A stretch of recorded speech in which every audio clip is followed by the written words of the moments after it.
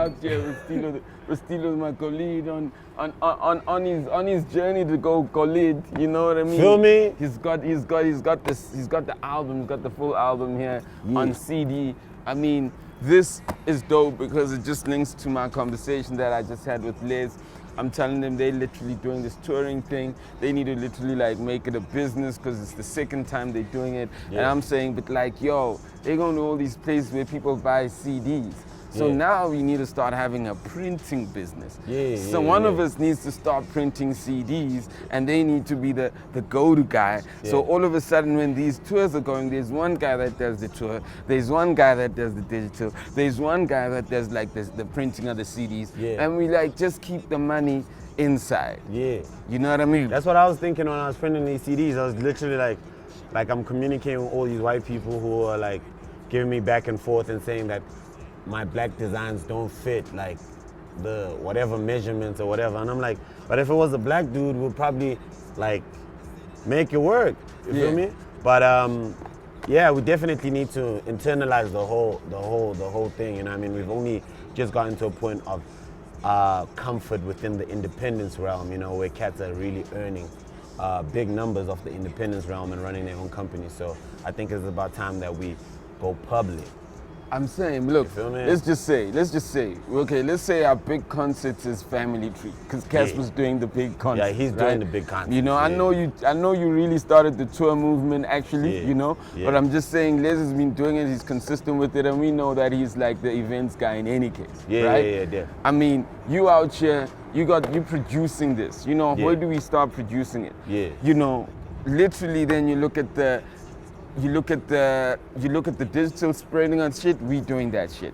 My thing is that like, then everyone else, if we build these things, you get other people who are also doing the same things, but then how do we work together and make it something that's actually powerful? Because then we have an ecosystem, you know what I mean? Definitely. Then I have a reason to buy this shit, and not only do I buy this shit, I literally buy the next cat shit because I know I'm gonna get it on the tour, well, I'm gonna buy this, but I know that literally I've also got the album on my Tidal account also. And you know, I fucks with iTunes, I love the iTunes playlist thing, but I got Tidal for obvious reasons, because you know, there's a person up from the culture that influences me that's behind it. Facts. Do you know what I mean? Yo, I love Tropicana, it's actually very tropical, you know? I listen to the album, it's probably very tropical.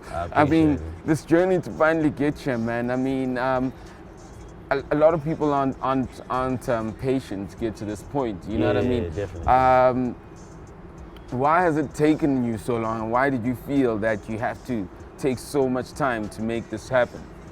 I think it was a journey of discovery, understanding, and perfecting the craft. Like, because it's like the craft is not rap, you know. The craft is not rap. Rap is whatever, you know. Everybody can rap, but you know what I mean? Getting into the tropics was literally what it's about, and getting like identifying my different sounds and how I can pocket my different sounds in different packages. And Tropicana Jiiig is literally that, like just the first dimension or the first layer of what my sounds are, because people already know like the dance element, you know what I mean, the much more turn up stuff. So that's one element that they know is there, and they're always hungry and waiting for. But now I just had to give them a layer that people didn't know was there, like the actual music. So that's what Tropicana Jiiig is about, you know? That layer. Yo, and I mean, True Hits is totally out here, you know, on the production credits, you know. He's like your premier, you know what I mean? It's like you like Gangsta, you know what I mean? Yeah, we like Gangsta for real, and that makes me guru. Yeah, you know what I mean. You know, I know your steez. Yo, man, you know, when I got into the album, you do a lot of singing on the album. I still feel like you can't be boxed as a rapper. You know what I mean? You literally bring everything into the music. You know, when someone checks this out, I'm sorry, I'm just really like enjoying the cover, because you don't open it up and see. You don't get to see this stuff with all the digital world. You know what I mean? World, you don't get to see this, and I don't want to kind of expose my bad habits of biting shit, because I don't know how how to open it with my nails. Let me put you wanna on. help Let me me put me on game. Let me put you on game. You Don't know? worry, Put I'm me the on same. game, I'm out here looking for the seal. I got no time for little shit. You know, I'm always like, I want it now. You know, I mean, what made you though actually go print CDs? You know, I don't know. I mean, I don't know anyone, especially from an independent perspective. Yeah. Cats ain't printing CDs. You know what I mean? That's just a thing that cats aren't doing. What made you kind of go, yo, I gotta print the CDs? Me printing the CDs is literally like I got friends and cousins that like work 9 to 5s that like that are the 95% of the country, and literally for them it's like sayabone iTunes, so it's on iTunes and whatever, but please make sure it's in store, because I want to walk into a store and I want to buy it. I want to have the experience of getting the physical, you know. And I think more than anything, it's memorabilia, because it's like I have so much online that it's like it's so much online, you know. If God forbid the internet had to crash, that's what, it's gone. But in terms of like physical memorabilia, this is forever, you know. And also like the layers of making like a physical copy makes it that much more cooler, and like there's so much I could do with it, you know. Like be more expressive with like writing thank yous and introducing like something I want to do like real soon, which is like a coffee table like size booklet called Slangonomics. You know what I mean? That's what you're part of the inspiration for that, because you're one of the cats that actually kind of pushed me by saying, yo man, you're so dope with the slang that you could actually package that shit, you know, and break it down to people in ways that they could understand. So that's why the page was Slangonomics, and we introduced, and I just hit them with the basics for now, you know. So at a later stage, I love that. we'll you know, when the booklet come out, it'll be really cool. But yo, see, I mean, this is why I just want to like just go back to what I was saying. It's key, because when Slangonomics comes out, it's key that we push that, and we push that as a thing that comes from us. Yeah, definitely. Do you know what I mean? Yeah. We gotta own this shit. You know what I mean? And it just goes back to my conversation of the more we create these ecosystems that support the different things that we desire, the better we become. You know, this is why I love like CD covers. Can I read this? Can I read this? You know? Yes, you may. My demons walk the plank but don't swim like I do. I'm blessed to have a voice and cursed because I have an opinion. I'm grateful for life and even more thankful for death. It's taught me patience in ways I can't explain. I see sounds in motion and live in color. I'm the son of Caesar and one with God. My mother taught me how to pray. My father taught me resilience. The streets taught me loyalty, respect, and family, how to speak to women. Respect, you know, ain't no commas out here. Yeah, that's supposed to just go. The grammar's terrible, you know. I'm not just to say going. that I can write better, but anyway, I'm just we going. were here. Yeah. My resilience, the streets taught me loyalty, respect, and family, how to speak to women, how to treat women, and toy with women. Last but not least, how to love. I'm a product of my environment, but not a victim of my circumstance. The tropics represent the beauty within that can't be bought. I love hard and hate hard. That's all I know. Coming from where I'm from, the 2190 shaped me to the man I am today. Bongani, my brother, ushered me to my glory. God protected through it all.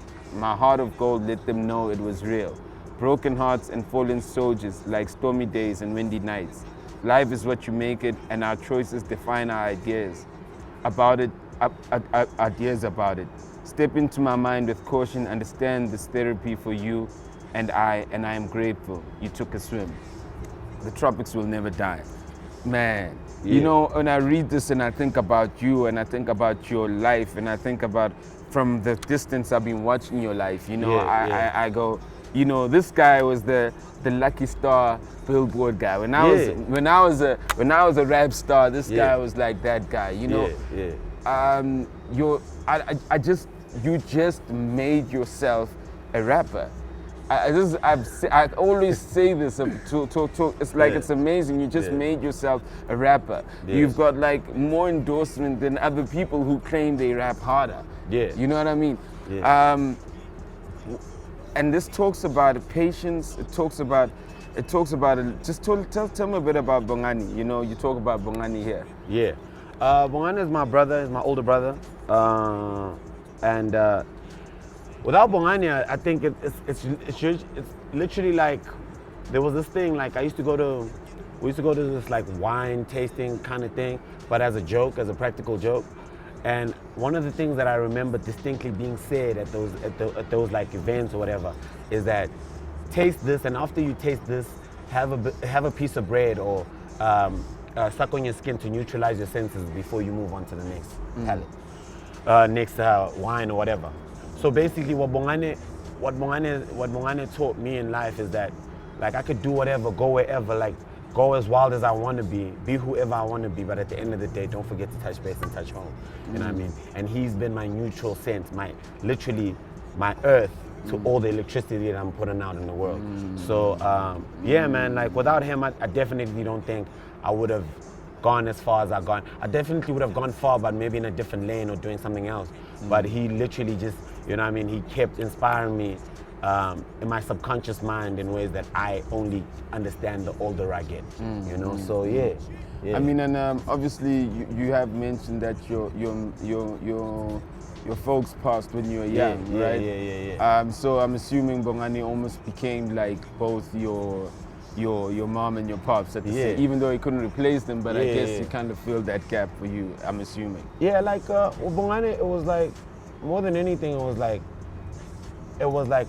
a brotherhood that I can't even explain, because I know brothers who spend every day with each other, but would never understand or balance life the way we did.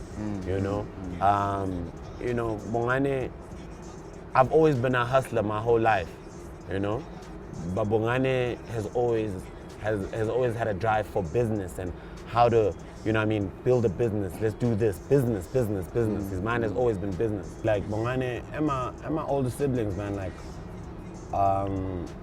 Arnold, Loretta, Lorraine, you know, everybody played a really big part in who I've become, you know.